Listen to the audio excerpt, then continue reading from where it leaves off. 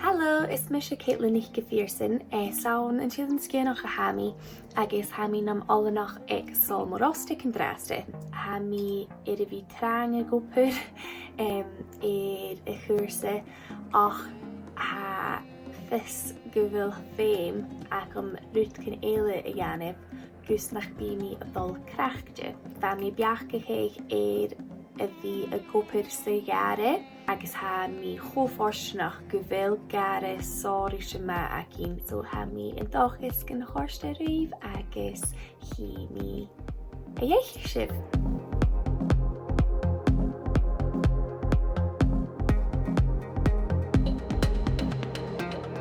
Raim mi mó díchail seo sciplacha suas.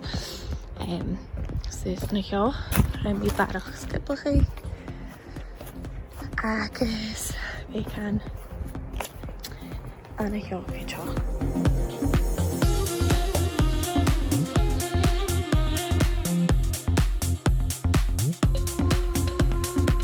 So, ha bhí seachtain nó gheabh an a raimní ópar sa gare, agus bha mi ddíreach ar son sealtain dhéobh dé ha bhí a fás an a raimní bacon sciplacha suas.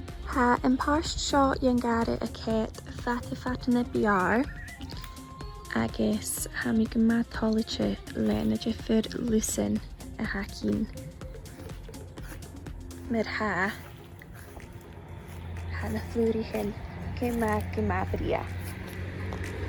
Ha fis acum go bhfuil tór rianamh heast. Ach ha tór úne acum an drasta ar son a bhí a garniúlarach. Ha mi dóchas go bhfuil códam acib ule a bhí a mú agus a gáil fós as a gríon.